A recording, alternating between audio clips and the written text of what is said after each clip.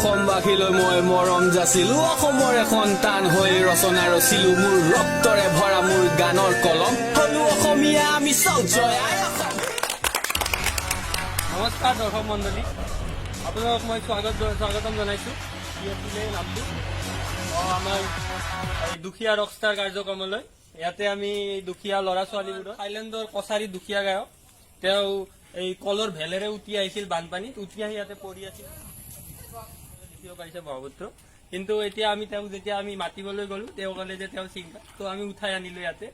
এতিয়া নমস্কাৰ জনাব আমাৰ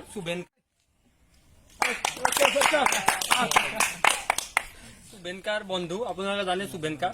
তেওঁ আমাক ৰেকমেণ্ড কৰিছে, আমাৰ বিশ্বত আমাৰ একদম জনপ্ৰিয় আমাৰ মিউজিক কম্প'জাৰ আগলাগা দেগা মালিক। তেওঁক আমি কাম পোৱা নাই, গতিকে তেওঁক আমি 20 টকাত মাতি জনাইছো ষ্টেজলৈ আহিবলৈ।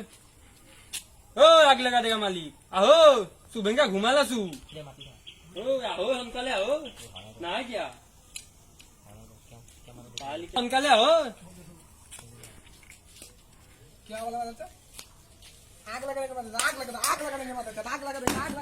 आग लग जाएगा। এতিয়া আমি আমাৰ আগ লাগা দেগা মালিকক ৰঙীন গামোচাৰে সম্বৰ্ধনা জনাব আমাৰ বাচ্চা দাদাই।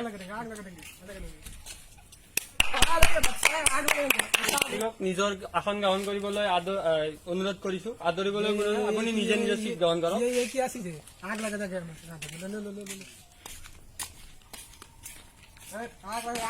आग लग जाएगा, वो तो आग लग जाएगा, आग लग जाएगा, तो आग लग जाएगा, आग लग जाएगा, आग लग जाएगा, आग लग जाएगा। कौन है वे? आग लग जाएगा, अरे आग लग जाएगा, आग लग जाएगा, आग लग जाएगा, आग लगेगा। অনুষ্ঠানৰ প্ৰথম গায়ক হিৰিম্বা কাশ্যপক আমি ষ্টেজলৈ আহিবলৈ আহ্বান জনাইছো। তেওঁ আমাৰ দেশৰ বিখ্যাত গায়ক, দেশৰ চুকে কোণে, কচুৰ তলে, ভেলঘৰৰ তলে, বাঁহৰ চুকৰ তলত বহুত গান গাইছে তেওঁ।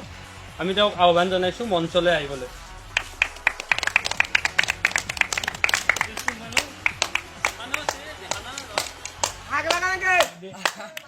क्या बच्चों क्या उठो आराम बोलो ना यार, आग लगा देंगे, बोलो ना गान गाओ। दिल का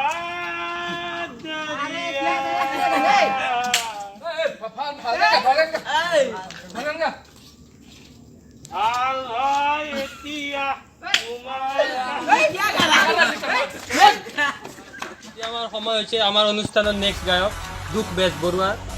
তেওঁৰ লাইফত বহুত ট্ৰেজেডি, তেওঁ দুখৰ গান গাই বহুত ভাল পায়। তেওঁ আমাৰ অসমৰ অৰিজিত সিং, তেওঁক আমি আহ্বান জনাইছোঁ মঞ্চত আহিবলৈ।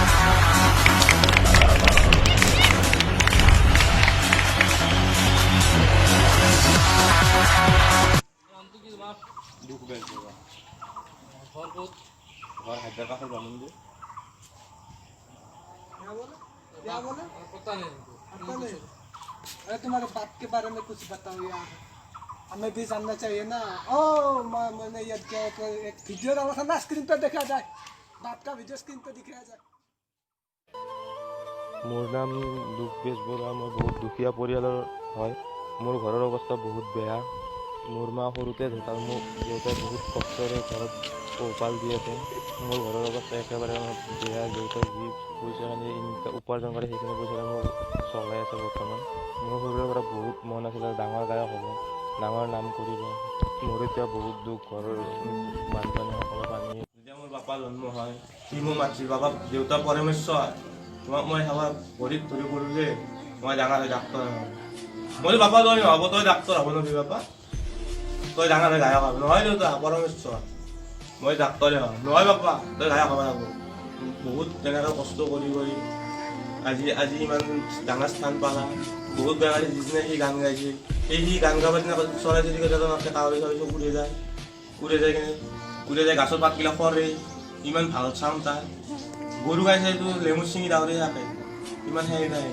বহুত কষ্ট কৰিছোঁ। যদি দয়াময় যাওঁতো একোৱে প্ৰণাম কৰিছোঁ যে মোৰ ল'ৰাটোক যাতে, মোৰ আপা যাতে ভালকৈ চিলেকশ্যন কৰি বহুত টপ লেভেললৈকে লৈ যায়, সেয়াই মোৰ ধন্যবাদ।